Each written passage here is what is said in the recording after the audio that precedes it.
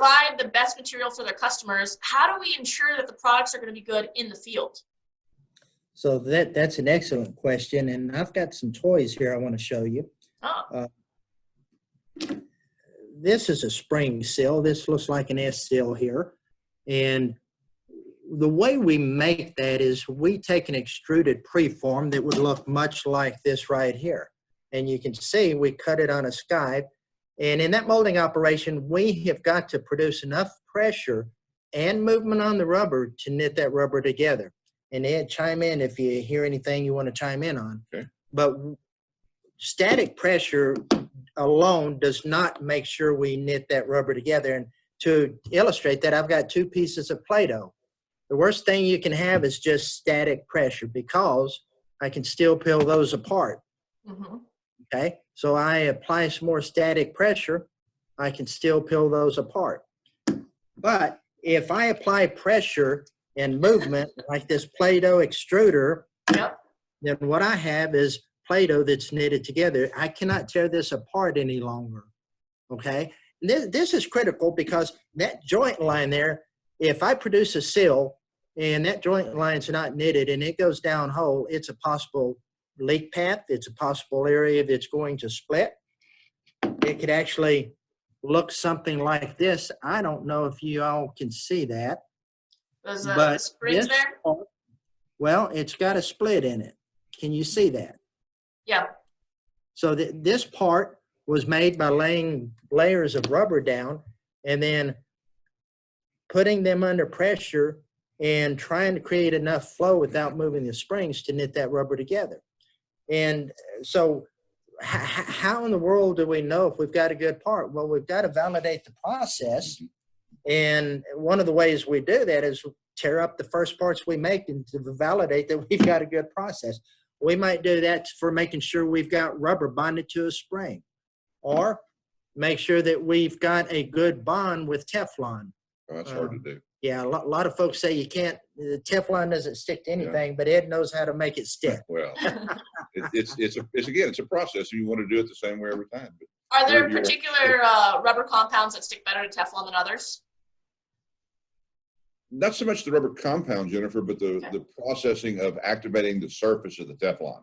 And it's Charlie was very complimentary, but it's a process. It's not black magic or anything, but it's something that you have to do. You have to do it the same way every time, and you get consistent results. Rubber to metal bonding is a very difficult thing to do and do well unless you are consistent. And it's the same example, the examples that Charlie gave on the intermingling of the materials and stuff. If you just push the 2 materials together, you run the risk of not having as good a bond as you would have if you have some intermingling. A lot of times engineers pick up on this better when you talk to them about welding. You want the weld to penetrate into the material. So you have a molten material A and a molten material B, and you're adding part of your other material. So there's a mingling of those materials that actually, when it's done properly, is ultimately stronger than either one of the 2 materials that you started with. But if you don't do it right, they laugh and they call it a cold weld or whatever. It's just superficial and it'll break. So we have something similar in materials and stuff. If you don't get an intermingling of those, you don't get as good a bond. You have a chance, and this goes to a lot of the processes.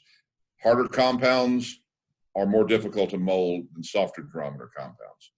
Tooling design, the way that you make your mold, the way that you make your preform, all that has a lot to do with. So it's not just one ball that you have to kind of keep up in the air. And I don't mean to trivialize it, but one part of the process, you've got to keep them all under control once you've set them. And that is, I think, so important, sometimes so overlooked.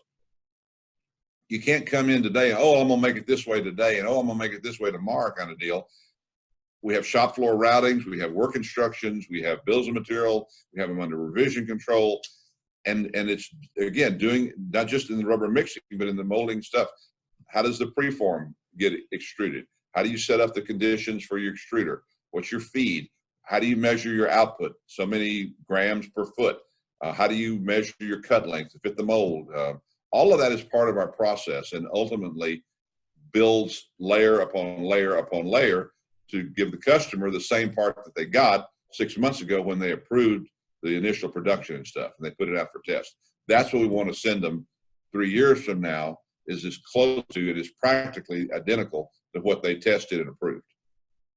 So Jennifer, just as important to Ed selecting the right materials based upon the application, the process is vitally important too, because you could end up down the hole with the best rubber in the world with the split line in here because it wasn't processed properly. Mm-hmm. And I've known Charlie for many, many years. I know he has some foot in mold design. Mold design has a lot to do with that. So as you're talking to a customer, they may not be interested, or they may not be involved, or they may not even care about how we're going to make the part. But when I say you, I'm thinking of our technical salespeople. When we can get more of that information fed back through the technical and the engineering group, we stand a much better chance of exceeding the customer's expectations. In most cases, and this is hopefully not going to be off track, in most cases, rubber products are used in compression. Okay, one of the few places that a rubber product is used in tension is the rubber band, bungee cord, the O-ring type drive belt on your vacuum cleaner. Those are used in tension. And in general, those products that are used in tension, because of the way the rubber fails, they usually have a much shorter life. A product under compression, like Charlie was showing this example, you would never want to have a delamination like this. In applications where you would be pulling on it, that would show itself very, very quickly. In applications where you're pressing on it and compressing it, maybe not so much. But the point would be, don't have that problem in there, and then it's one less thing for you and your customer to have to worry about. Right. Engineer it out and do it the same way every time so it doesn't creep back in. To learn more about rubber, stay tuned for more videos with Ed and Charlie. In the meantime, check out our website at www.utexind.com to learn more about what Utex has to offer.